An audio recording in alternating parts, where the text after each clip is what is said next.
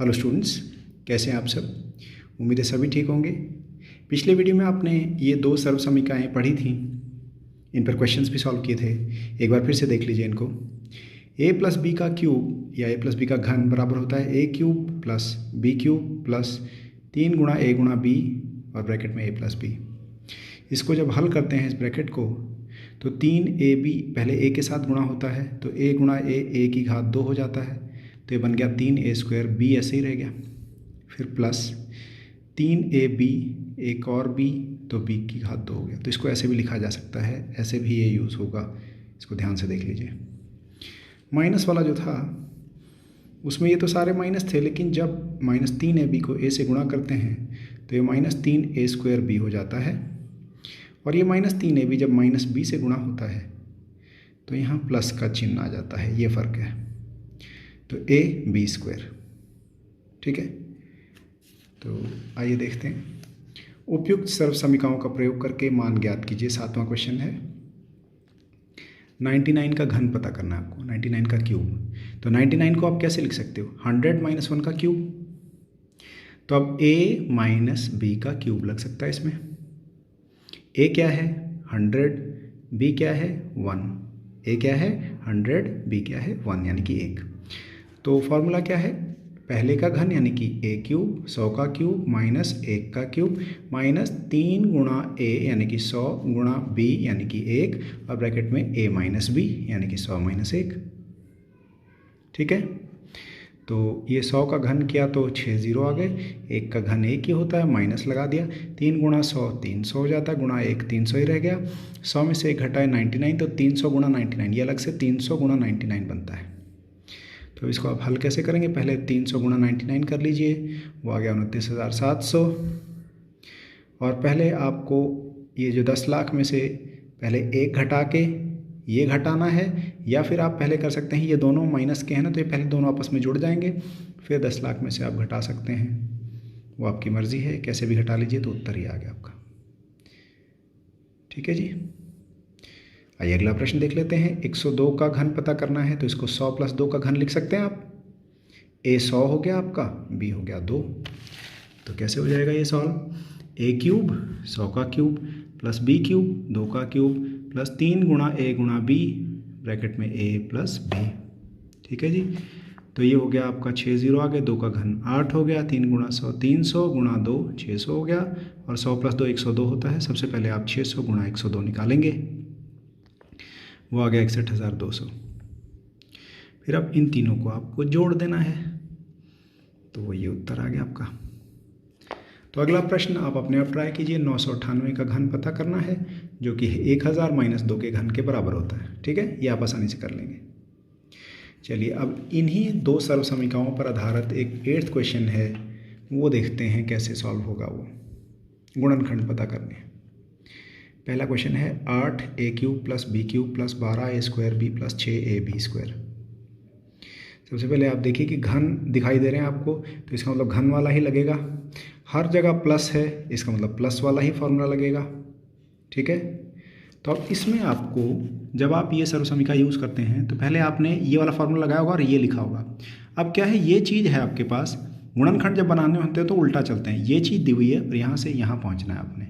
तो आपको ढूंढना है कि a क्या है, b क्या है, फिर 3a square b 3ab square, इस तरह लिख के जब ये सारा लिख लेंगे तो ये बनेगा। गुणनखंड के लिए ये बनाना है। तो आपको a और b निकालने हैं। उसके बाद 3 पहले का वर्ग गुणा दूसरा प्लस 3 पहला गुणा दूसरे का वर्ग, ऐसे ले आना है गुणनखंड जब बनाने। तो देखिए ये किसका घन है? 8 2 का घन है, a क्यूब a का घन है, तो इसको ऐसे लिख दिया 2a का घन। ठीक हो गया। ये कहने का मतलब है आपने a ढूंढ लिया, a है आपका 2a प्लस ये किसका घन है? b का, तो b भी आपको मिल चुका है। तो पहला क्या होता है पद? a cube plus b cube, वो मिल गया। फिर प्लस 3a स्क्वायर b मतलब पहले का स्क्वायर यानी कि 2a का स्क्वायर। पहली चीज़ 2a है ना, 2a का स्क्वायर गुणा दूसरी चीज़ b है। अब हम देखते हैं क्या ये जो हम लिख रहे हैं ये हल करके जो दिया हुआ वही आता है। ऐसा ना हो कि उससे अलग आ जाए, फिर नहीं चलेगी इस तरह से। तो 2 का वर्ग किया तो 4 4a स्क्वायर, 3 गुणा 4 12a स्क्वायर और b। तो ठीक लिख रहे हैं इसका मतलब। अगला पद होता है 3 गुणा पहला क्या है 2a गुणा दूसरे का वर्ग b का वर्ग, यही होता है ना। तो ये भी देखते हैं कि इसके बराबर आता है 3 गुणा 2 6ab²। तो इसका मतलब ठीक लिख रहे हैं। तो हमारे पास क्या बन गया a³ plus b³ plus 3a² plus 3ab²। तो किसके बराबर होता है a प्लस b का क्यूब। a प्लस b का क्यूब क्या होता है a³ plus b³ plus 3a² plus 3ab²। तो ये लिख दिया हमने। अब ये गुणनखंड क्या होंगे, ये क्यूब है तो कितनी बार लिखी जाएगी वही चीज़ 3 बार। तो ये गुणनखंड बन गए आपके। ठीक है, तो बहुत आसान है, ये ढूंढ लीजिए बस और ये अंदाज़ा लगाइए कि फॉर्मूला प्लस वाला लगना है या माइनस वाला लगना है। अगला देखिए 8a³ minus b³ minus 12a² plus 6ab²। ठीक है जी। तो यहाँ भी आपको अंदाज़ा लगाना कि फॉर्मूला कौन सा लगेगा। अब आप देख रहे हैं कि माइनस के चिन्ह हैं तो जाहिर तौर पर माइनस वाला फॉर्मूला लगेगा, यानी कि दूसरा जो होता है a³ minus b³ minus 3a² plus 3ab²। और ये किसके बराबर आता है a माइनस बी के क्यूब के बराबर। तो आपको पहले a और b ढूंढ लेना है। ठीक है, तो आप देख रहे हैं यहाँ पर कि 8 किसका घन होता है 2 का a³ a का तो 2a का घन लिख दिया माइनस b का घन लिख दिया माइनस 3a² यानी कि पहले का स्क्वायर गुणा दूसरा प्लस, इसमें यहाँ प्लस होता है तो प्लस ही है। ये हल करके देखना यही बन रहा है, बिल्कुल यही बन रहा है। 2 दूनी 4 3 चौके 12 प्लस 3 गुणा पहला 2a को ऐसे लिख दिया फिर गुणा दूसरे का वर्ग। ठीक है, तो क्या बना a³ minus b³ minus 3a² plus 3ab²। ये पूरा किसके बराबर होता है a माइनस बी का क्यूब। a क्या है 2a, b क्या है b ही है, तो 2a माइनस बी का क्यूब बन गया। 2a माइनस बी का क्यूब क्या होगा 2a का क्यूब माइनस बी का क्यूब माइनस 3 गुणा 2a का स्क्वायर गुणा b प्लस 3 गुणा 2a गुणा b का स्क्वायर। तो ये गुणनखंड में कैसे लिखा जाता है, ऐसे 3 भागों में। चलिए आगे चलते हैं। आगे 2 भाग आप खुद करिए, तीसरा और चौथा इसमें आपको a मिल जाएगा 3, b मिल जाएगा 5a, इसमें आपको मिल जाएगा 4 और 3b, 4a और 3b।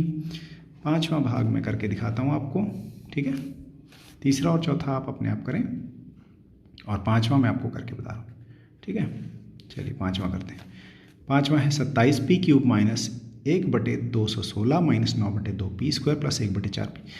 यहाँ करना यहाँ पे भी वही है कि आप a और b ढूंढ लें, उसके बाद तो क्वेश्चन बहुत आसान हो जाता है। ये किसका घन है 27, 3 का p³ p का तो 3p का घन हो गया, माइनस का चिन्ह है तो माइनस वाला फॉर्मूला लगेगा। 1/216, 216 आपने 8वीं क्लास में क्या हुआ, किसका घन है 6 का, ऊपर 1 है तो 1 का घन 1 ही होता है, तो 1/6 का घन लिख दिया हमने। तो a यहाँ से कितना आ गया हमारा 3p, b कितना आ गया हमारा 1/6, फिर माइनस क्या होता है फॉर्मूले में माइनस 3 पहले का वर्ग यानी कि 3p का वर्ग गुणा दूसरा प्लस 3 पहला ऐसे ही गुणा दूसरे का वर्ग 1/6 का वर्ग। ठीक है, ऐसे लिख तो दिया, लेकिन आप ये देखिए कि ये जो आपने लिखा है क्या वो इसके बराबर है, ये जो आपने लिखा है क्या वो इसके बराबर है, ये भी तो देखेंगे तो आप तभी तो आपको पता चलेगा सही आ रहे हैं कि नहीं। तो मैंने हल करके बताया, देखिए ये वाला हिस्सा हल करके बताया मैंने, इसको आपने लिखना नहीं, ये सिर्फ समझने के लिए। 3 का वर्ग किया 9 आ गया, p का वर्ग किया p², तो ये 9p² हो गया। अब क्या किया हमने 3 एकम 3 और 3 दूनी 6, तो ये 3 एकम 3 1 हो गया, 9p²/2 बच गया, वही है हमारे पास माइनस का। फिर प्लस का ये हल करके देखिए, ये भी 1/4p आएगा, क्योंकि 3 3 9 होता है, 6 6 36, तो 9/36 1/4 हो गया, तो p/4 है।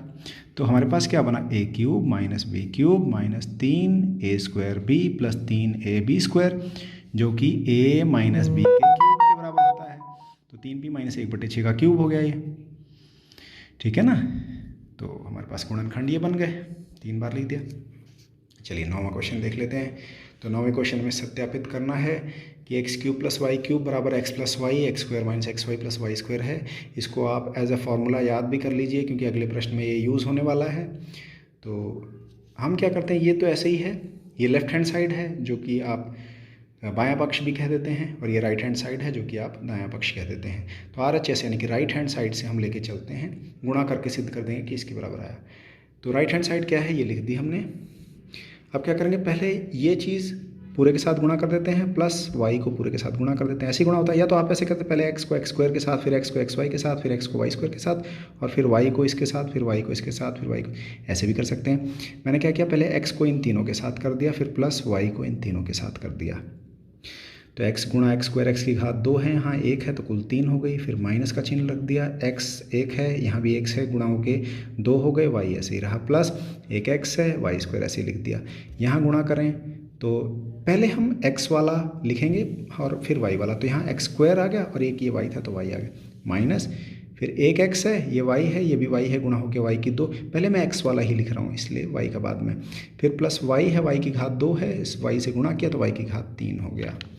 अब आप देखिए कुछ चीज़ें कटती हैं क्या, एक्स स्क्वायर वाई, एक्स की घात 2 और वाई, एक्स की घात 2 और वाई, ये माइनस का है और ये प्लस का है, कट गए। ये एक्स की घात 1 है, वाई की घात 2, ये एक्स की घात 1 है, वाई की घात 2, माइनस का है, वो प्लस का है, कट गए। बचा क्या, x cube plus y cube, जो कि लेफ्ट हैंड साइड यानी कि बाएं पक्ष के बराबर था, तो लेफ्ट हैंड साइड और राइट हैंड साइड बराबर आ गया, तो सत्यापित हो गया हमारा। चलिए इसका दूसरा भाग देख लेते हैं। X cube minus y cube इसके बराबर सिद्ध करना है। यहाँ पे भी हम वही करते हैं, पहले एक्स को इन तीनों के साथ, फिर माइनस वाई को इन तीनों के साथ गुणा कर देते हैं, तो एक्स क्यूब आ गया, एक्स स्क्वायर वाई आ गया, एक्स वाई स्क्वायर, ये माइनस है, माइनस क्या करेगा, बाहर जब माइनस है तो ये सभी के चिन्ह बदलेगा, जब गुणा करेंगे सभी के चिन्ह बदल जाएंगे। तो मैंने आपको पहले भी कहा कि हम एक्स वाला पहले लिख रहे हैं, तो एक्स स्क्वायर वाई लिखेंगे इसको, फिर माइनस एक्स ऐसे ही रहा, वाई कितने हो गए 2, फिर माइनस वाई कितने हो गए 3। अब देखिए कुछ कट रहा है क्या, एक्स की घात 2 और वाई, एक्स की घात 2 और वाई, ये माइनस का ये प्लस का कट गए, ये इससे कट गया, बचा क्या, x cube minus y cube. तो ये उत्तर आ गया आपका, सत्यापित हो गया। ये किसके इक्वल आ गया, राइट हैंड साइड सॉल्व कर रहे थे आप, किसके इक्वल आ गया, लेफ्ट हैंड साइड के इक्वल आ गया, तो सत्यापित हो गया।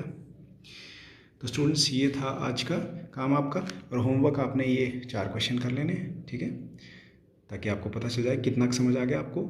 आई होप आपको सारा समझ में आ गया, अगर फिर भी कुछ नहीं समझ में आया तो ज़रूर बताइएगा। इस वीडियो में इतना ही, अगली वीडियो तक प्रैक्टिस करते रहिए। All the best.